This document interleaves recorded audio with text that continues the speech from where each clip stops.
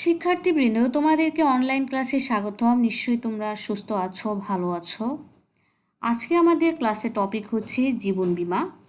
তাহলে জীবন বীমাকে আমরা জানি ম্যান ইজ মর্টাল, কিন্তু জীবন মানুষের সবচেয়ে প্রিয় সম্পদ। তাই মানুষ জীবন রক্ষার জন্য প্রাণান্তর চেষ্টা চালিয়ে যায়। মানুষের জীবন ও জীবিকায় যে ঝুঁকি রয়েছে, যে অনিশ্চয়তা রয়েছে, তা মোকাবেলার জন্য বা প্রতিরক্ষামূলক ব্যবস্থা হিসাবে জীবন বীমার উদ্ভব। যদিও নৌ বিমা, অগ্নিবীমার পরে জীবন বীমার উদ্ভব হয়েছে, কিন্তু এটা খুবই জনপ্রিয়তা পেয়েছে। 1696 সালে ইংল্যান্ডে হ্যান্ড ইন হ্যান্ড নামে প্রথম জীবন বীমার প্রতিষ্ঠান খোলা হয়। বর্তমানে বিমা ব্যবসায়ের 80%ই কিন্তু জীবন বীমা, এবং বাংলাদেশে এর হার একটু বেশি, 90%। তাহলে আমরা জানি জীবন বীমা কি। যে বিমা চুক্তির মাধ্যমে বিমাকারী নির্দিষ্ট প্রিমিয়ামের বিনিময়ে বিমা গ্রহীতাকে তার মনোনীত ব্যক্তিকে বা উত্তরাধিকারকে নির্দিষ্ট সময় পর বা বিমা গ্রহীতার মৃত্যুতে বিমাকৃত অর্থ প্রদানের প্রতিশ্রুতি দেয়, তাকে জীবন বীমা বলে। তাহলে আমরা দেখছি যে জীবন বীমা হচ্ছে কোনো ক্ষতিপূরণের চুক্তি নয়, এটি হচ্ছে নিশ্চয়তার চুক্তি। অন্যান্য বিমার ক্ষেত্রে যেমন দেখা যায় ক্ষতি হলেই ক্ষতিপূরণ দেওয়া হয়, ক্ষতি না হলে কোনো ক্ষতিপূরণ দেওয়া হয় না, কিন্তু জীবন বীমার ক্ষেত্রে না। মেয়াদ উত্তীর্ণ হলে বা বিমা গ্রহীতার মৃত্যুতে অবশ্যই তাকে আর্থিক নিরাপত্তা বা নিশ্চয়তা দিয়ে থাকে। তাই এটাকে বলে থাকে আসলে মানুষের জীবনের কোনো ক্ষতিপূরণ হয় না, এটা এক প্রকার নিশ্চয়তা বা নিরাপত্তা দিয়ে থাকে।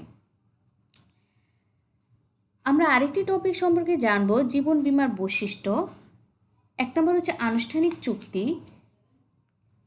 এই চুক্তিতে বিভিন্ন ধরনের আনুষ্ঠানিকতা পালন করতে হয়, যেমন হচ্ছে প্রস্তাব ও স্বীকৃতি, লিখিত, সংশ্লিষ্ট পক্ষসমূহের স্বাক্ষর, প্রয়োজনীয় স্ট্যাম্প প্রদত্ত, যথারীতি সিলমোহরযুক্ত, রীতিগতভাবে নিবন্ধিত, হস্তান্তরযোগ্য, বৈধ প্রতিদান। এসব আনুষ্ঠানিকতা সম্পন্ন করে জীবন বীমা চুক্তি সম্পাদন করতে হয়, বিধায় একে আনুষ্ঠানিক চুক্তি বলা হয়ে থাকে। নিশ্চয়তার চুক্তির একটি অন্যতম বৈশিষ্ট্য হচ্ছে নিশ্চয়তা চুক্তি। জীবন বীমার কোনো ক্ষতিপূরণের চুক্তি নয়, এটা আর্থিক সহায়তার চুক্তি বিশেষ। মানুষের জীবন ও জীবিকার কোনো ক্ষতি হলে বীমা কোম্পানি আর্থিক সহায়তা প্রদানের নিশ্চয়তা প্রদান করে থাকে। শর্ত সাপেক্ষ চুক্তি। জীবন বীমা চুক্তি শর্ত সাপেক্ষ হয়ে থাকে। শর্ত লিখিত, অলিখিত কিংবা ব্যক্ত, অব্যক্ত উভয় ধরনের হতে পারে। শর্তের যাবতীয় বিষয়াদি উভয় পক্ষ মেনে চলবে। বীমার বিষয়বস্তু। জীবন বীমার বিষয়বস্তু হলো মানুষের জীবন। বিমা গ্রহীতা তার নিজের জীবন অথবা তার আর্থিক বিমাযোগ্য স্বার্থ রয়েছে এমন ব্যক্তির জীবনের উপর বীমা করতে পারে। অন্যান্য বীমার ক্ষেত্রে সাধারণত সম্পত্তির উপর বীমা করা হয়ে থাকে, কিন্তু জীবন বীমার ক্ষেত্রে মানুষের জীবনের উপর যেখানে আর্থিক স্বার্থ রয়েছে সেই সকল জীবনের বিমাযোগ্য বীমা বীমা বীমা করে থাকে। চূড়ান্ত সদ্বিশ্বাস। এই বিমাকে সাধারণত চূড়ান্ত সদ্বিশ্বাসের চুক্তি বলা হয়ে থাকে। জীবনের ক্ষেত্রে এটা অধিকতর সত্য। বিমা গ্রহীতা ও বিমাকারী কি বিষয়বস্তু অন্য ব্যাপারে একে অন্যের নিকট খুঁটিনাটি যাবতীয় বিষয়াদি তথ্য প্রকাশ করতে হবে। যদি এরূপ না হয় তাহলে চুক্তিটি বাতিল বলে গণ্য হবে। আরেকটা হচ্ছে বিমাযোগ্য স্বার্থ। জীবন বীমার ক্ষেত্রে অবশ্যই যে বীমার বিষয়বস্তুতে যে বিমা গ্রহীতার বিমাযোগ্য স্বার্থ থাকবে। বিষয়বস্তু নষ্ট বা ক্ষতিগ্রস্ত হলে বিমা গ্রহীতার যদি ক্ষতি সংঘটিত হয় তাহলে বলা যায় যে বিমা গ্রহীতার বিমাযোগ্য স্বার্থ রয়েছে। প্রত্যেক মানুষের জীবনের উপর বিমাযোগ্য স্বার্থ আছে, তাই নিজের জীবন বা অন্য সবসময় জীবন বীমা করা হয়ে থাকে, নিজের জীবনের জন্য বীমা করা হয়ে থাকে। আমরা আরও কিছু বৈশিষ্ট্য জানব। বিনিয়োগ ও প্রতিরক্ষা। জীবন চুক্তি অপর একটি প্রধান বৈশিষ্ট্য হচ্ছে বিনিয়োগ ও প্রতিরক্ষা। জীবন বীমার ক্ষেত্রে সবসময় যেমন নির্দিষ্ট সময় পর্যন্ত প্রিমিয়াম দিয়ে থাকে। এর পরবর্তীতে মেয়াদ উত্তীর্ণ হলে বা বিমা গ্রহীতার মৃত্যুতে বিমা গ্রহীতার উত্তরাধিকার বা নমিনি মুনাফা সহ অর্থ পেয়ে থাকে। অন্যান্য বিমার ক্ষেত্রে যেমন ঝুঁকি ক্ষতি হলেই ক্ষতিপূরণ দিবে, কিন্তু জীবন বীমার ক্ষেত্রে অবশ্যই আর্থিক নিরাপত্তা দিয়ে থাকবে, তাই এটাকে এক প্রকার বিনিয়োগও বলে থাকে। নমিনি। জীবন বীমার ক্ষেত্রে নমিনির বিষয়টি আছে, কারণ বিমা গ্রহীতা তার পলিসি পূর্ণতার জন্য এক বা একাধিক ব্যক্তিকে তার বিমার চুক্তি নমিনি করে থাকে। চুক্তি বাতিল। অন্যান্য বিমার ক্ষেত্রে অন্যান্য চুক্তির ক্ষেত্রে যেমন দেখা যায় যেমন হচ্ছে কোনো একজন ব্যক্তির মৃত্যুতে চুক্তিটি বাতিল হয়, কিন্তু জীবন বিমার ক্ষেত্রে হচ্ছে কোনো বিমা গ্রহীতার মৃত্যুতে চুক্তিটি আরও বেশি কার্যকর হয়ে যায়। সমর্পণ মূল্য, বিমা গ্রহীতা ন্যূনতম 2 বছর নিয়মিত প্রিমিয়াম প্রদান করে বিমা সমর্পণ করতে পারে এবং বিনিময়ে বিমা কোম্পানি সমর্পণ মূল্য ফেরত দিতে পারে। সাধারণত দেখা যায় জমাকৃত টাকার 60% থেকে 80% পর্যন্ত টাকা সমর্পণ মূল্য হিসাবে পরিশোধ করা হয়ে থাকে। আমরা আরেকটি টপিক সম্পর্কে জানব, সেটি হচ্ছে জীবন বীমা চুক্তির অপরিহার্য উপাদান। যে উপাদানগুলি হচ্ছে না থাকলে বীমা চুক্তি আসলে সম্পাদনযোগ্য নয়, সেই উপাদানগুলো অবশ্যই থাকতে হবে। একটা সাধারণ উপাদানসমূহ কী কী থাকতে হবে? বৈধ চুক্তি। জীবন বীমার একটি অন্যতম বৈশিষ্ট্য হচ্ছে বৈধ চুক্তি। আসলে বীমা কোনো বাজি বা জুয়া খেলার বিষয় নয়, এটি অবশ্য বৈধ চুক্তি হতে হবে। এই চুক্তির মাধ্যমে নির্দিষ্ট প্রিমিয়ামের বিনিময়ে বিমাকারী বিমা গ্রহীতাকে কোনো ঝুঁকি বা ক্ষতিপূরণে প্রয়োজনীয় ক্ষতিপূরণ দিয়ে থাকে। এর জন্য এটাকে বৈধ চুক্তি বলা হয়ে থাকে। এটা অবশ্যই বৈধ চুক্তি হতে হবে। আর এটি হচ্ছে নিশ্চয়তা বিধান করা। জীবন বীমার মানুষের জীবন যেহেতু আনসার্টেন, সেক্ষেত্রে এই অনিশ্চিত ভবিষ্যতে অনেক দুর্ঘটনা ঘটতে পারে। তাই জীবন বীমা হচ্ছে এই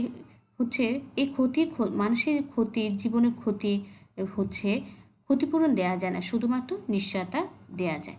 আর এটি হচ্ছে প্রস্তাব ও স্বীকৃতি।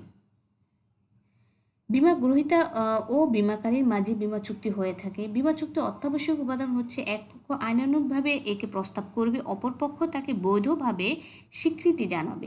বিমাগত পারস্পরিক আলোচনা ও সমঝোতার ভিত্তিতে বিমার আবেদন ফর্ম পূরণ করে জমা দিয়ে এরূপ প্রস্তাব করে বিমার প্রতিষ্ঠান আবেদনপত্র গ্রহণ করে তাকে স্বীকৃতি দেওয়ার মাধ্যমে চুক্তিকে আইনগতভাবে চুক্তিতে রূপান্তরিত করে।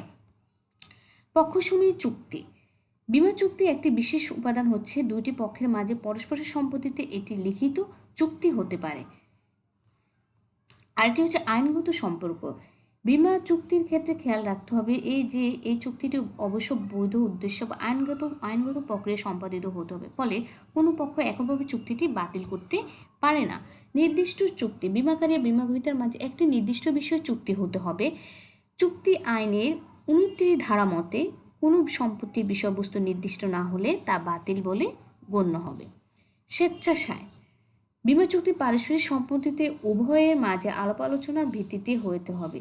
চুক্তি আইনে 14 ধারায় এ সম্পর্কে বলা হয়েছে, যদি কোনো সায় বল প্রয়োগ, অনুচিত প্রভাব, প্রতারণা, মিথ্যা বর্ণনা, ভুলে বশবর্তী হয়ে প্রদত্ত না হয়, তাহলে তাকে স্বেচ্ছায় চুক্তিটি সম্পাদিত হয়েছে বলে গণ্য করা হয়ে থাকে। আরও কিছু উপাদান রয়েছে, যেমন হচ্ছে বিশেষ কিছু উপাদান রয়েছে। 1 নম্বর হচ্ছে লিখিত হতে হবে। জীবন ব্যবসায়ের ক্ষেত্রে দাতা ও গ্রহীতার মধ্যে যে চুক্তি সম্পাদিত হয় তা অবশ্যই লিখিত হতে হবে। আর্থিক নিরাপত্তা, বিভিন্ন অর্থনৈতিক কার্যকলাপের মাধ্যমে মানুষ তার জীবন পরিচালনা করে এবং দৈব কোনো দুর্ঘটনা, ব্যক্তির মৃত্যু, বার্ধক্য, শারীরিক পঙ্গুত্বতে যে পরিমাণ ক্ষতি হয় তা পরিমাপযোগ্য নয়। তার বিপরীতে জীবন বীমা তার উত্তরাধিকারীদের নিশ্চয়তা মাফিক অর্থ প্রদান করে থাকে। বিমাযোগ্য স্বার্থ, বিমার বিষয়বস্তুতে অবশ্যই বিমা গ্রহীতার বিমাযোগ্য স্বার্থ থাকতে হবে। বিমা বিষয়বস্তুর কোনো ক্ষতি সাধিত হলে যেন বিমা গ্রহীতার ক্ষতিগ্রস্ত হয়, তাহলে বোঝা যাবে বিমাযোগ্য স্বার্থ রয়েছে। সঞ্চয়ের সুবিধা, মানুষের জীবনের যাবতীয় কাজকর্মে মানুষের যে মেয়াদী জীবন বীমার ক্ষেত্রে বিমা গ্রহীতা একটি নির্দিষ্ট সময়তে নির্ধারিত প্রিমিয়াম পরিশোধ করে থাকে এবং সম্পূর্ণ অর্থ খরচ না করে কিছু একটি অংশ সঞ্চয় করে রাখে এবং নির্দিষ্ট সময় পর বিমাকারী হচ্ছে মুনাফাসহ ফেরত দিয়ে থাকে। তাই এই জীবন বীমার একটি সঞ্চয়ের সুবিধা সৃষ্টি হয়। মানসিক প্রশান্তি অর্জন, মানুষের যাবতীয় কাজকর্মের একটা উদ্দেশ্য থাকে, নিজের মনে শান্তি অর্জন করা। ঝুঁকি অনিশ্চয়তার সামনে রেখে কোনো মানুষ হচ্ছে স্বাভাবিক কর্মকাণ্ড পরিচালনা করা সম্ভব নয়। বিমা গ্রহীতা বিমার আশ্রয় দিয়ে নির্দিষ্ট প্রিমিয়ামের বিনিময়ে ঝুঁকির বোঝা বিমাকারীর উপরে চাপিয়ে দেয়, মানসিক প্রশান্তি অর্জন করে। বিনিয়োগ সুবিধা, মানুষ তার সঞ্চিত অর্থ কোনো মুনাফাজনক খাতে বিনিয়োগ করতে চায়। বিমা শুধুমাত্র সঞ্চয় সৃষ্টি করে না, বরং উক্ত সঞ্চয় বিনিয়োগের সুবিধা প্রদান করে থাকে। মেয়াদী জীবন বীমার ক্ষেত্রে নির্দিষ্ট সময় পর এককালীন অনেক টাকা পেয়ে থাকে বিমা গ্রহীতা। সর্দি শ্বাসের সম্পর্ক, জীবন বিমার ক্ষেত্রে বিমা গ্রহীতা বিমাকারীর মধ্যে সদিচ্ছার সম্পর্ক থাকতে হবে। এজন্য এম মিশ্র বলেছেন, বিমা চুক্তি হলো পরম বিশ্বাসের চুক্তি। আমরা আরেকটি টপিক নিয়ে আলোচনা করব, সেটা হচ্ছে বিভিন্ন প্রকার জীবন বীমা পলিসি বা বিমাপত্র শ্রেণী বিভাগ।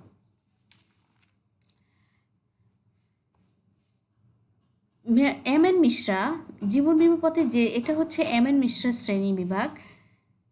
প্রথম হচ্ছে আমরা মেয়াদ ভিত্তিতে শ্রেণী বিভাগ করব। মেয়াদ ভিত্তিতে কি কি হয়ে থাকে? আজীবন বীমা। আজীবন বিমাকৃত ব্যক্তি জীবনকাল পর্যন্ত চালু থাকে এবং আজীবন বিমাকৃত ব্যক্তি মৃত্যুবরণ করলে তার উত্তরাধিকারগণ হচ্ছে এটার অর্থ পেয়ে থাকে। মধ্যবিত্ত নিম্নবিত্ত লোকেরা এই বিমাপত্র গ্রহণে আগ্রহী ততটা হয় না।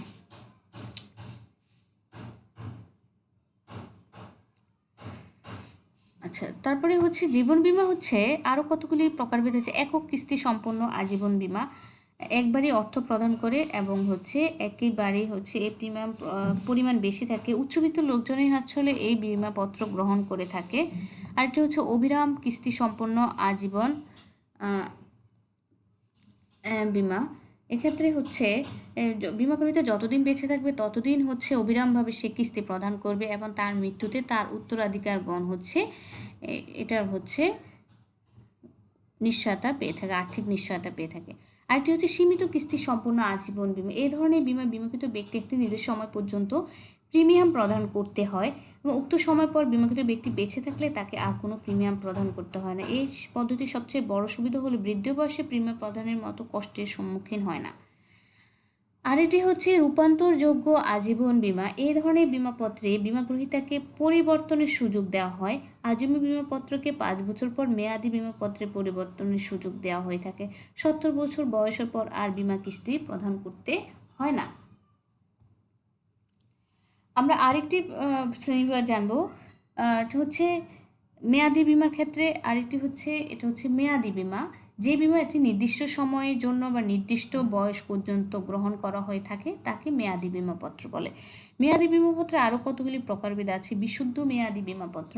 বিশুদ্ধ মেয়াদি বিমাপত্রের বেলায় বিমাকৃত ব্যক্তি নির্দিষ্ট মেয়াদ পর্যন্ত বেঁচে থাকলে বিমা দাবি পেয়ে থাকে, আর নির্দিষ্ট মেয়াদের মধ্যে বিমাকৃত ব্যক্তি মারা গেলে বিমা কোম্পানি ইচ্ছা করলে প্রিমিয়ামের টাকা ফেরত দিতেও পারে, আবার নাও দিতে পারে। প্রকৃতির দিক থেকে এই ধরনের বিমা সাময়িক বিমাপত্রের ঠিক বিপরীত। আরেকটি হচ্ছে সাধারণ মেয়াদি বিমাপত্র। এই ধরনের বিমায় বিমাকৃত ব্যক্তি নির্দিষ্ট মেয়াদ পর্যন্ত বেঁচে থাকলে মেয়াদ শেষে বিমাকৃত নিজেই বিমা দাবি গ্রহণ করে। আরেকটি হচ্ছে যৌথ জীবন মেয়াদি বিমাপত্র। একাধিক ব্যক্তি যৌথভাবে একটি মেয়াদি বিমাপত্র গ্রহণ করলে তাকে যৌথ জীবন মেয়াদি বিমাপত্র বলে থাকে। নির্ধারিত মেয়াদি বিমাপত্র। এই ধরনের বিমাপত্রে বিমাকৃত অর্থ বা বিমা দাবি চুক্তি মোতাবেক নির্ধারিত সময় শেষ প্রদান করা হয়। নির্ধারিত সময়ের আগে বিমাকৃত ব্যক্তি মারা গেলে বিমা কিস্তি বন্ধ হয়ে যায় এবং প্রিমিয়াম না দিলেও বিমাপত্রটি নির্ধারিত মেয়াদ পর্যন্ত চালু থাকে। আরও কতগুলি মেয়াদি বিমাপত্র আছে আমরা এখন জানবো। সাময়িক বিমাপত্র। সাময়িক বিমাপত্র বেলা সরল সাময়িক বিমাপত্র। এই ধরনের বিমাপত্র একেবারে স্বল্প সময়, যেমন 2 বছরের জন্য হয়ে থাকে। আর এটা হচ্ছে নবায়নযোগ্য সাময়িক বিমাপত্র। এই ধরনের বিমাপত্র প্রথমে স্বল্পকালীন সময়ের জন্য করা হলেও মেয়াদ শেষ হওয়ার আগে কোনো ডাক্তারি পরীক্ষা ছাড়াই নবায়ন করা হয়ে থাকে। আর এটি হচ্ছে রূপান্তরযোগ্য সাময়িক বিমা। এই ধরনের সাময়িক বিমাপত্রকে আজীবন বিমাপত্রে রূপান্তর করা যায়।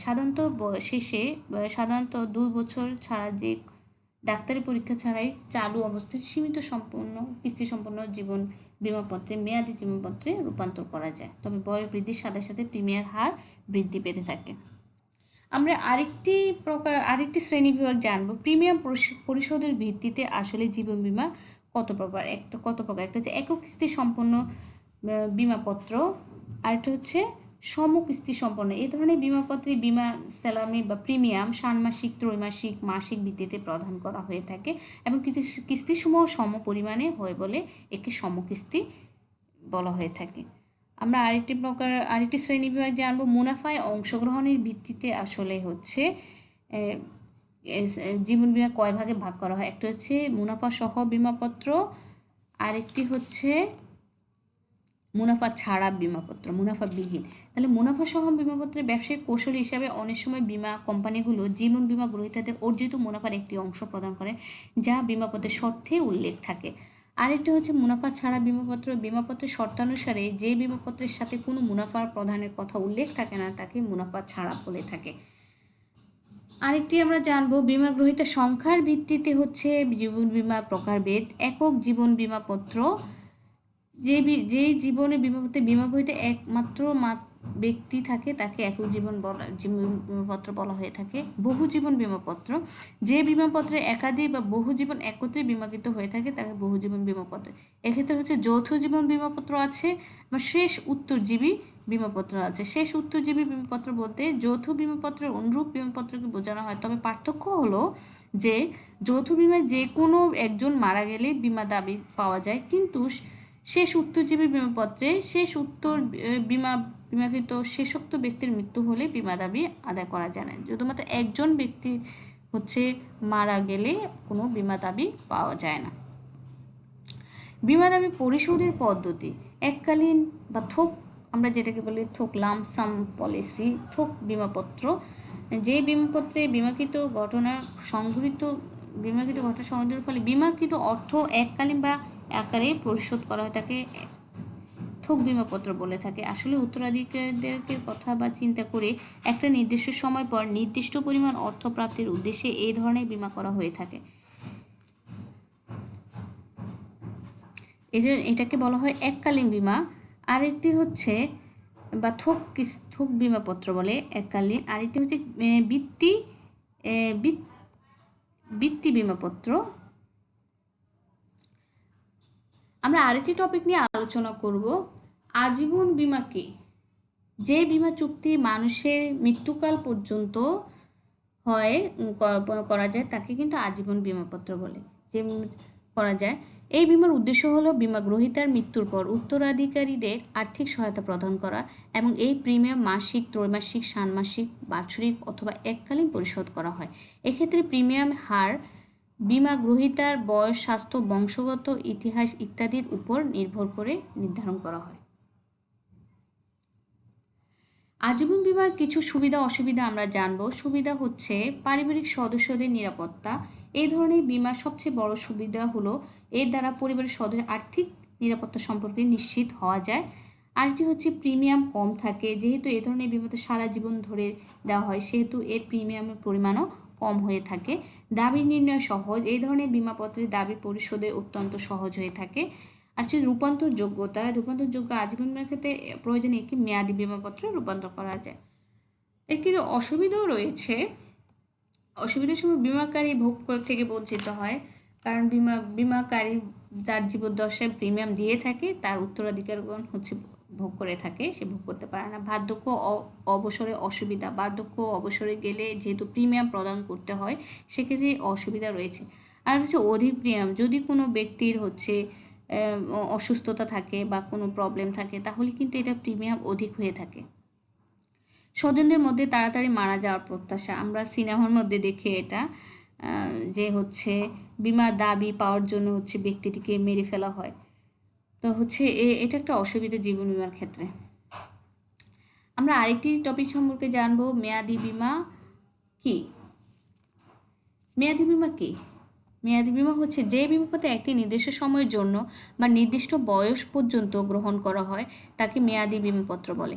সাধারণত অপেক্ষাকৃত দীর্ঘমেয়াদের জন্য এই বিমা করা হয়। এই বিমার ক্ষেত্রে নির্দিষ্ট মেয়াদের মধ্যে বিমাকৃত ব্যক্তি মারা গেলে তার মনোনীত ব্যক্তিকে দাবি পরিশোধ করা হয়, আর মেয়াদের শেষেও উক্ত ব্যক্তি বেঁচে থাকলে বিমাকৃত ব্যক্তি বিমাকৃত অর্থ পাবেন। মেয়াদি বিমার কিছু সুবিধা অসুবিধা রয়েছে। সুবিধাগুলি হচ্ছে সঞ্চয়ের সুবিধা। এটা হচ্ছে মেয়াদি বিমা হচ্ছে এ ধরনের বিমা সঞ্চয়ের একটা বড় হাতিয়ার হিসেবে হয়। প্রতি মাসে বা 3 মাস অন্তর, 6 মাস অন্তর ক্ষেত্রে ষান্মাসিকে এক প্রিমিয়াম পরিশোধ করা যায়। আর এটা হচ্ছে বার্ধক্য জীবনের সচ্ছলতা। এই ক্ষেত্রে হচ্ছে মেয়াদি বিমার ক্ষেত্রে বিমা গ্রহীতা নির্দিষ্ট সময়ের পরে সাধারণত অবসর জীবনে বা বার্ধক্যকালে এ ধরনের টাকা পেয়ে থাকে।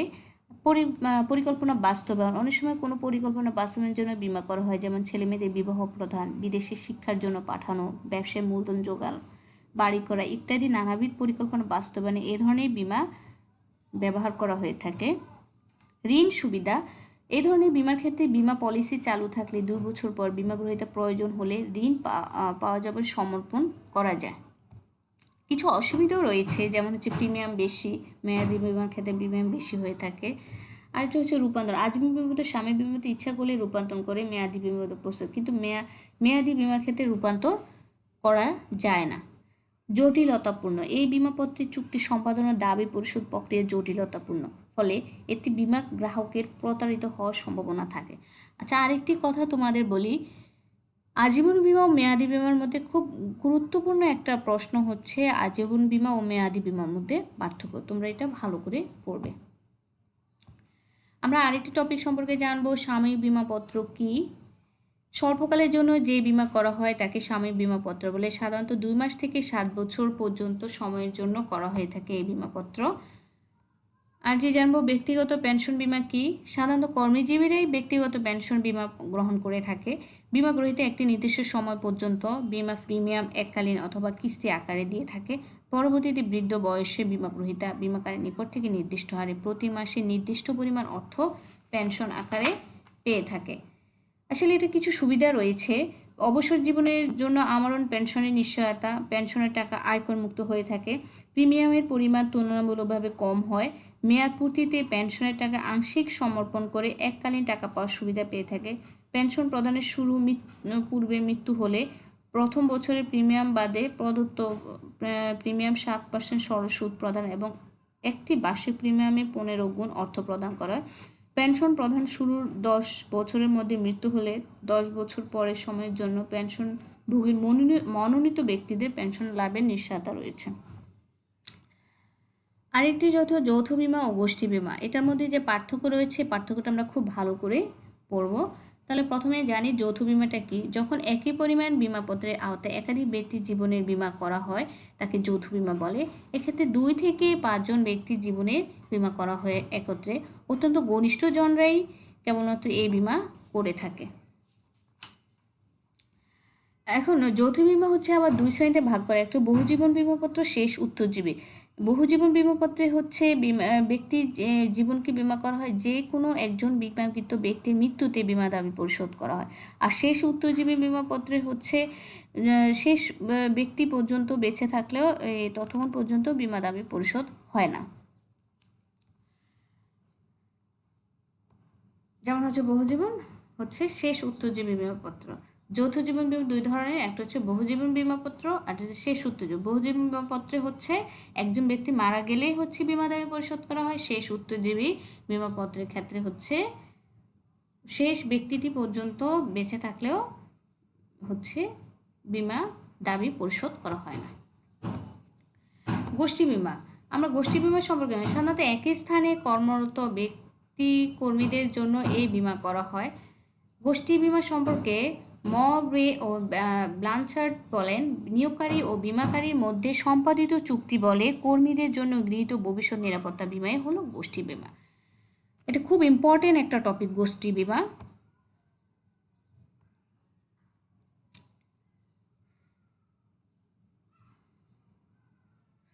আরেকটি হচ্ছে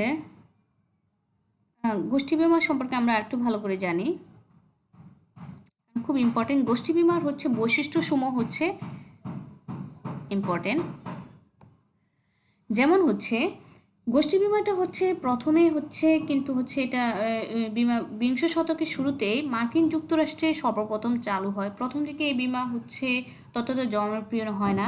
পরবর্তী কর্মীদের ভবিষ্যৎ নিরাপত্তার বিষয়টি অধিকতর জনপ্রিয় হওয়ার কারণেই কিন্তু এই বিমার খুব আলোড়ন সৃষ্টি করে। এই বিমা হচ্ছে প্রিমিয়াম অনেক কম থাকে। তারপরে হচ্ছে এটা কর্মীদের হচ্ছে একক বিমাপত্রে এটা ব্যবহার করে, একটা বিমাপত্র থাকে, গড় হারে প্রিমিয়াম দিয়ে থাকে, নিয়োগকারীও দিয়ে থাকে আর হচ্ছে কর্মীরাও দিয়ে থাকে। আর এটা পরিচালনা ব্যয়ও খুব কম। আর এই বিমাটা মেনলি হচ্ছে প্রতিষ্ঠানই পরিচালনা করে, নিয়োগকারী কর্মকর্তাই হচ্ছে এটি পরিচালনা করে থাকে। এরপরে আমরা আরেকটি টপিক নিয়ে আলোচনা করব, জীবন বীমা চুক্তি সম্পাদনের প্রক্রিয়া।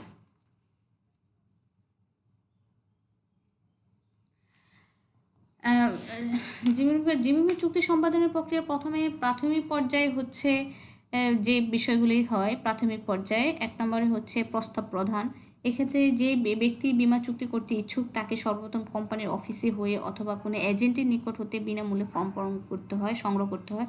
ফর্মে তার মধ্যে নানা রকম প্রশ্ন থাকে, প্রস্তাবকারী বয়স, পেশা, রোগ, পিতামাতা, ভাই বোন সর্বাঙ্গীন তথ্য হচ্ছে তার থাকে। লিখে ফর্ম পূরণ করে তা অফিসে জমা দিতে হয়। তারপরে হচ্ছে প্রস্তাব ফর্ম 2 ধরনের, একটা হচ্ছে ডাক্তারি পরীক্ষাযুক্ত প্রস্তাব ফর্ম, আর একটা হচ্ছে ডাক্তারি পরীক্ষাবিহীন প্রস্তাব ফর্ম। সাধারণত মেয়াদি বীমার মেয়াদ 50 বা 55 বছরের মধ্যে শেষ হয়। সেখানে পরবর্তী সময় ডাক্তারি পরীক্ষা করানো ব্যতীত হচ্ছে বিমাত খোলার জন্য যে প্রস্তাব ফর্ম পূরণ করে তাকে হচ্ছে ডাক্তারি পরীক্ষাবিহীন প্রস্তাব ফর্ম বলে থাকে। তাহলে আমরা ফর্ম দুই রকম, একটা হচ্ছে ডাক্তারি পরীক্ষাযুক্ত প্রস্তাব ফর্ম, আর হচ্ছে যে ডাক্তারি পরীক্ষাবিহীন প্রস্তাব ফর্ম। প্রস্তাব হচ্ছে বিবেচনা। এ পর্যায়ে প্রস্তাবকারী পেশা, বয়স, স্বাস্থ্যগত ইতিবৃত্ত, পারিবারিক স্বাস্থ্যের ইতিহাস, বিমাপত্রের মূল্য, মেয়াদ ইত্যাদি বিবেচনা করে ঝুঁকিটি বহনযোগ্য হবে কিনা তা নির্ধারণ করা হয় এবং ঝুঁকি বহনযোগ্য হলে পরবর্তী পদক্ষেপ নেওয়া হয়। ডাক্তারি পরীক্ষা। বিমা ফর্ম কোম্পানির অফিসে জমা দেওয়ার পর কোম্পানি গভীর মনোযোগের সঙ্গে সমস্ত বিবরণ পাঠ করে যদি ঝুঁকি গ্রহণ করার সিদ্ধান্ত নেয় তখনই বিমা গ্রহীতা ডাক্তারি পরীক্ষা প্রশ্ন আসে।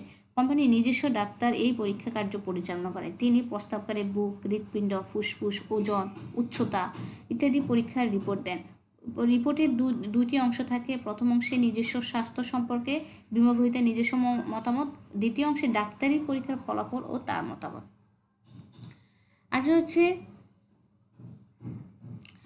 বিমা প্রতিনিধির রিপোর্ট সংগ্রহ। বিমা প্রতিনিধির মাধ্যমে প্রস্তাব এসে থাকলে বিমা প্রতিনিধিকে বিমা গ্রহীতার পরিচয়, স্বাস্থ্য, অসুস্থতা, পেশা, আয়ের উৎস ইত্যাদি সম্পর্কে বিমা কোম্পানির নিকট জমা দিতে হয়।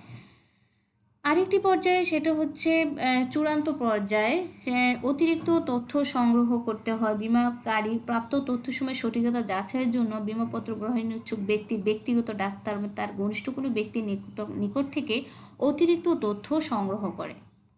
আর হচ্ছে বয়সের প্রমাণ। বিমা গ্রহীত প্রস্তাব ফর্মে তার বয়স সম্বন্ধে যে তথ্য পরিবেশন করে থাকে তার সত্যতা যাচাই করার উদ্দেশ্যে কোম্পানি তার নিকট হতে বয়সের প্রমাণ দাবি করে। এই প্রমাণ কোনো নির্দিষ্ট সময়ের মধ্যে পেশ করা সম্বন্ধে কোনো বাধ্যবাধকতা নয়, পলিসি চলাকালীন সময়ে বয়সের প্রমাণও করতে পারে। সেক্ষেত্রে হচ্ছে জন্ম সনদপত্র হচ্ছে প্রদান করতে হয়। প্রস্তাব নির্বাচন। উপরোক্ত তথ্যাদি বিশ্লেষণ করে এই পর্যায়ে বিমা প্রতিষ্ঠান প্রধান, ডাক্তারি পরামর্শদাতা, অ্যাকচুয়ারি, অন্যান্য বিশেষজ্ঞ ব্যক্তিবর্গ প্রস্তাবকে নিম্নত 4টি ভাগে ভাগ করে, যেমন হচ্ছে কয়েকটি ভাগে ভাগ করে। বিমার অযোগ্যতা, প্রস্তাবিত প্রিমিয়ামের হারের গ্রহণযোগ্য, প্রস্তাবিত প্রিমিয়ামের হারের গ্রহণযোগ্য নয়, পুনরায় ডাক্তারি পরীক্ষার জন্য বিবেচনাধীন। প্রস্তাব গ্রহণ। কোম্পানি অফিস সতর্কতার সাথে ডাক্তারি রিপোর্ট অন্যান্য সব কিছু বিবেচনা করে হচ্ছে প্রস্তাবটি গ্রহণ করে থাকে। তারপরে হচ্ছে বিমাপত্র প্রদান। এটি হলো বিমা চুক্তি সম্পাদনের সর্বশেষ ধাপ। এটাকে অবশ্যই বিমা গ্রহীতা ও বিমাকারীর মধ্যে আনুষ্ঠানিক চুক্তি বলা হয়। বিমা গ্রহীতা প্রথম কিস্তির টাকা প্রদানের পরপরই বিমাকারী বিমা গ্রহীতার ঝুঁকি গ্রহণ করছে বলে প্রতীয়মান হয়। আমরা আরেকটি টপিক সম্পর্কে আলোচনা করব, জীবন বীমা দাবি আদায় বা নিষ্পত্তি পদ্ধতি। কিভাবে হচ্ছে জীবন বীমা হচ্ছে দাবি আদায় পদ্ধতি করে। প্রথম হচ্ছে বিমা গ্রহীতা জীবিত থাকলে একরকম হবে, তাহলে যদি সাধারণত মেয়াদি বিমার ক্ষেত্রে বিমা গ্রহীতা জীবিত অবস্থায় বিমার টাকা পেয়ে থাকেন। এক্ষেত্রে বিমা চুক্তির মেয়াদ উত্তীর্ণ হলে, বিমা গ্রহীতা নির্ধারিত বয়স উত্তীর্ণ হলে সেক্ষেত্রে বিমাপত্র পরিপক্ক হয়েছে বলে ধরা হয়।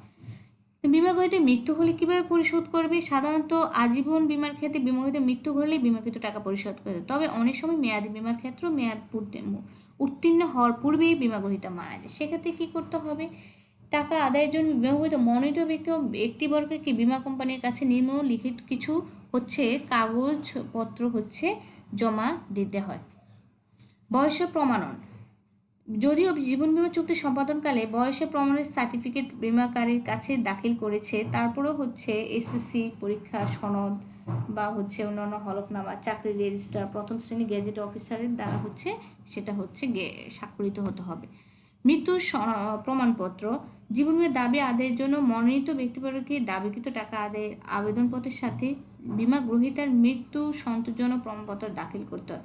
সেই জন্য হচ্ছে বিমা গ্রহীতার মৃত্যুর সময় চিকিৎসারত চিকিৎসকের দেয়া মৃত্যু সনদপত্র, স্থানীয় কর্তৃপক্ষের নিকট হতে সংগৃহীত মৃত্যু প্রমাণপত্র, যেমন ইউনিয়ন পরিষদের চেয়ারম্যান, ওয়ার্ড কমিশনার, পৌর চেয়ারম্যান ইত্যাদি ব্যক্তিবর্গের কাছ থেকে সংগৃহীত বিমাকৃত ব্যক্তির মৃত্যু প্রমাণপত্র, বিমা গ্রহীতার সাথে পরিচিত বা মৃত্যু দেখেছেন এমন ব্যক্তির সাক্ষী হিসেবে প্রমাণপত্র, বিমা গ্রহীতার মৃত্যু পরবর্তী আনুষ্ঠানিকতা সৎকারের সময় উপস্থিত ছিলেন এমন ব্যক্তির প্রমাণপত্র, দুর্ঘটনার বেলায় হচ্ছে প্রত্যক্ষ কারণ নির্ণয় করে পুলিশ রিপোর্ট ও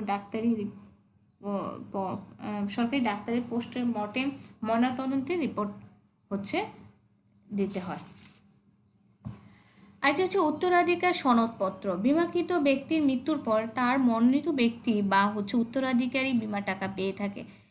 এক্ষেত্রে মনোনীত ব্যক্তি ও প্রকৃত উত্তরাধিকারে তার অধিকারের প্রমাণ হিসেবে উত্তরাধিকার সনদপত্র প্রদান করতে হয়। বহুমুখী উদ্দেশ্য সম্পন্ন মেয়াদি বিমার ক্ষেত্রে আংশিক দাবি পরিশোধ। আচ্ছা, যদি হচ্ছে এরূপ বিমাপদে আংশিক দাবি পরিশোধ হয়ে থাকে, পুলিশি রিপোর্ট তদন্তে কিংবা বিশেষজ্ঞ ডাক্তারি সনদ জমা দিয়ে এই দাবি করতে হয়।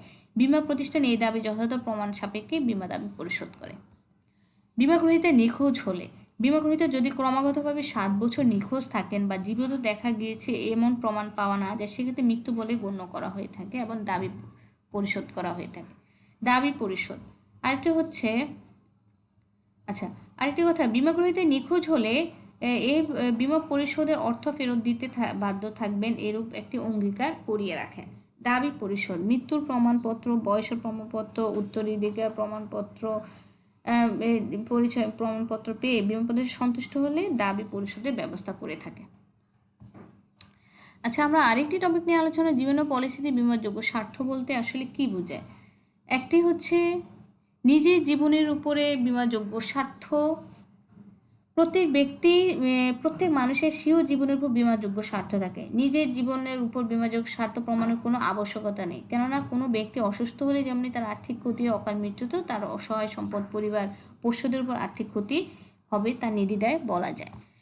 অন্যের জীবনের উপর বিমাযোগ্য স্বার্থ, অন্যের বা তৃতীয় পক্ষের জীবনের উপর কেউ বিমা করতে পারে না যদি অন্যের জীবনের উপর বিমা স্বার্থ না থাকে, তবে অন্যের জীবনের উপর আর্থিক স্বার্থ থাকলেই বিমা করা যাবে। অন্যের জীবনের বিমাযোগ্য স্বার্থ জন্য হচ্ছে তাকে হচ্ছে প্রমাণের প্রয়োজন হয় না। কাদের ক্ষেত্রে হচ্ছে স্বামীর জীবনের উপর স্ত্রীর বিমাযোগ্য স্বার্থ, আরেকটি হচ্ছে স্ত্রীর জীবনের উপর স্বামীর বিমাযোগ্য স্বার্থ। এক্ষেত্রে হচ্ছে একজনের অবর্তমানে অন্যজন কিন্তু ক্ষতিগ্রস্ত হয়ে থাকে, অন্যজনের ক্ষতি সম্পাদিত, এই জন্য হচ্ছে একজন অপরজনের হচ্ছে বিমা করতে পারে। এক্ষেত্রে হচ্ছে কোনো প্রমাণের প্রয়োজন হয় না। কিন্তু আরেকটি ক্ষেত্রে প্রমাণের প্রয়োজন হয় কোন ক্ষেত্রে, যেমন হচ্ছে ব্যবসায়িক সম্পর্ক রয়েছে, ব্যবসায়িক সম্পর্কের কারণে অনেক সময় অন্যের জীবনের উপর বিমাযোগ্য স্বার্থ জন্মায়। এক্ষেত্রে অপর পক্ষে জন্ম, মৃত্যু, শারীরিক অসুস্থতার সাথে ব্যবসায়িক লাভ ক্ষতি জড়িত হয়ে থাকে। এবং যেমন কয়েকটি বিষয়, যেমন অংশীদারে একে অপরের উপরে করতে পারে, গ্রহীতার জীবনের প্রতি দাতার, দেনাদারের জীবনের প্রতি জামিনদারের করতে পারে, মুখ্য ব্যক্তি তার জীবনের প্রতি নিয়োগকর্তা করতে পারে, বিমা গ্রহীতার জীবনের প্রতি বিমাকারীও করতে পারে, সুবিধাভোগীর জীবনের উপর ওসি হচ্ছে করতে পারে। এক্ষেত্রে কিন্তু তার প্রমাণের প্রয়োজন হয় বিমাযোগ্য স্বার্থ আছে। পারিবারিক সম্পর্ক, পরিবারের সদস্য হলেও বা শুধু রক্তের সম্পর্ক, স্নেহ, মমতা, আবেগের কারণে বিমাযোগ্য স্বার্থের অস্তিত্ব নিরূপিত হয় না। নির্ভরশীলতা ও লালন পালনে অপরিহার্য প্রয়োজনে বিমাযোগ্য, যেমন পিতা পুত্রের জীবনের উপর বিমা করতে পারেন তখনই যখন পুত্রের উপর তাকে নির্ভর করতে হয়। আমরা আরেকটি টপিক নিয়ে আলোচনা করব, সেটা হচ্ছে মৃত্যুহার পঞ্জি বা মৃত্যুহার তালিকাটা কি। আচ্ছা, আমাদের প্রশ্নে কিছু গুরুত্বপূর্ণ প্রশ্ন আছে, যেমন জীবন বিমা সাধারণ বিমার পার্থক্যটা তোমরা খুব ভালো করে পড়বে। আর মৃত্যুহার পঞ্জি খুব ইম্পর্টেন্ট একটা প্রশ্ন। মৃত্যুহার পঞ্জিটা কি আমরা জানবো। যে তালিকার মাধ্যমে অতীত পরিসংখ্যান বা অভিজ্ঞতার ভিত্তিতে ভবিষ্যৎ মৃত্যুহার সম্বন্ধে ধারণা করা যায় তাকে মৃত্যুহার পঞ্জি বলে। এটি আসলে একই বয়সে বিরাট জনসমষ্টির বছর বছর মৃত্যু অতীত ইতিহাস। আচ্ছা, এক্ষেত্রে বলা হয়ে থাকে হচ্ছে মৃত্যুহার বলতে সাধারণত 1000 মানুষের মধ্যে কতজনের লোকের মৃত্যু হয়েছে এই সংখ্যাকে বলে থাকে। তার মানে হাজারে মৃত্যুহার পঞ্জি হলো নির্দিষ্ট বয়ক্রম অনুসারে অতীত মৃত্যুহারের হাজার ভিত্তিক একটি পরিসংখ্যান। এর দ্বারা নির্দিষ্ট বয়স শ্রেণীর মানুষের মৃত্যু সম্পর্কিত পরিসংখ্যান তুলে ধরা হয়। আর মৃত্যুহার পঞ্জির মাধ্যমেই কিন্তু হচ্ছে বিমা কোম্পানি হচ্ছে কোনো পলিসি গ্রহণ করবে কি করবে না সেই বিষয়ে বিবেচনায় তার আরও অধিকতর সহজ হয়। আচ্ছা, মৃত্যুহার পঞ্জির কিছু গুরুত্ব আছে। সিদ্ধান্ত গ্রহণের সহায়তা দিয়ে থাকে, যেটা বললাম যে বিমাপত্রটি গ্রহণ করবে কি করবে না সেটা সহায়তা দিয়ে থাকে। আর এটা হচ্ছে পরিকল্পনা প্রণয়নের সহায়তা, যেমন জীবন বিমাকারীকে প্রতি ক্ষেত্রে সুচিন্তিত পরিকল্পনা প্রণয়ন করতে হয়, সেক্ষেত্রে মৃত্যুহার পঞ্জির সহায়তা প্রদান করে থাকে। ঝুঁকি নির্ধারণের সহায়তা, বিমা কোনো পলিসি বা কোনো বিমাপত্রে কী ধরনের হচ্ছে ঝুঁকি রয়েছে তা ক্ষেত্রে অনেকটা সহায়তা করে থাকে বিমাকারীকে। 30 বছর এবং একজন 45 বছরে যখন বিমা করতে আসে তখন জীবনের মৃত্যু ঝুঁকিটা কতটা তা নির্ণয় করতে মৃত্যুহার পঞ্জি বিমা কোম্পানিকে তথ্য দিয়ে থাকে। মৃত্যুহার সম্পর্কে নির্ভরযোগ্য তথ্য প্রদান। জীবন বিমা ব্যবসার প্রসার নির্ভর করে মৃত্যুহারের সঠিক অনুমানের উপর। মৃত্যুহার পঞ্জি কোনো নির্দিষ্ট বয়ক্রমের বিমা গ্রহীতাদের মৃত্যুর এবং জীবিতের হার সম্পর্কে ধারণা পেতে নির্ভরযোগ্য তথ্যাবলী প্রদান করে থাকে। আরও কিছু গুরুত্ব রয়েছে। প্রিমিয়াম নির্ধারণের সহায়তা করে থাকে। ঝুঁকি বেশি হলে আমরা জানি যে প্রিমিয়াম বেশি, ঝুঁকি কম হলে প্রিমিয়াম কম, সেক্ষেত্রে প্রিমিয়াম নির্ধারণে সহায়তা করে থাকে। আর্থিক প্রশাসনের সহায়তা, মৃত্যুহার পঞ্জি জীবন বিমাকারীদের আর্থিক প্রশাসনের ক্ষেত্রে বিশেষভাবে সহায়তা করে থাকে। আর সে হচ্ছে চুক্তি সম্পাদনের সহায়তা, মৃত্যুহার পঞ্জি প্রস্তুত থাকলে বিমাকারী প্রস্তাবিত বিমা গ্রহীতার বয়সের ভিত্তিতে মৃত্যুহার ও ঝুঁকি সম্পর্কে ধারণা পেয়ে থাকে। কর্মে গতিশীলতার সৃষ্টি, মৃত্যুহার পঞ্জির মাধ্যমে বিমাকারী জীবিতদের মৃত্যুর হার সম্পর্কে তৈরি তথ্যাবলী পেয়ে থাকে। তথ্য পেতে কোনো প্রকার বিলম্ব ও বিচ্যুতির সৃষ্টি না হলে কার্য সম্পাদনের গতিশীলতা সৃষ্টি হয়। সময় সংক্ষেপ ও ব্যয় হ্রাস, মৃত্যুহার পঞ্জি আসলে বিমাকারী কোনো পলিসি সম্পর্কে খুঁটিনাটি তথ্য জানতে বা হচ্ছে কোনো পলিসি গ্রহণের ক্ষেত্রে খুব দ্রুততার সাথে করতে পারে এবং ব্যয় হ্রাসও হয়। মৃত্যুহার পঞ্জি মেনলি হচ্ছে আসলে বিমাকারীরাই উপকৃত হয়। এর মাধ্যমে তার ব্যবসায়ের গতিশীলতা বৃদ্ধি পেতে পারে। আরেকটি টপিক সম্পর্কে আমরা জানবো, সেটা হচ্ছে মৃত্যুহার পঞ্জির গঠন প্রণালী, কিভাবে হচ্ছে মৃত্যুহার পঞ্জি হচ্ছে গঠিত হয়। নির্দিষ্ট বয়স শ্রেণী নির্দিষ্ট বিমা গ্রহীতাদের একটা মৃত্যুহার পঞ্জি হয়, আরেকটা হচ্ছে একাধিক বয়স শ্রেণীর বিমা গ্রহীতাদের মৃত্যুহার পঞ্জি হয়। নির্দিষ্ট বয়সের মানুষের কতটুকু কি মৃত্যু হার, জীবিত সংখ্যা কত, বছরে কত হাজারের মৃত্যু হয় ইত্যাদি বিষয়ে জানা যায়। আর একাধিক বয়স শ্রেণী হচ্ছে তখন হচ্ছে যেমন 31, 32, 33, 34, 35 বছরে কোন বয়সে মানুষের মৃত্যু হার কেমন সেটা জানা যায়। আর উপরে 1 নম্বর হচ্ছে নির্দিষ্ট বয়স শ্রেণী। তোমাদের সবাইকে ধন্যবাদ। তোমরা সবাই ভালো থেকো, সুস্থ থাকো।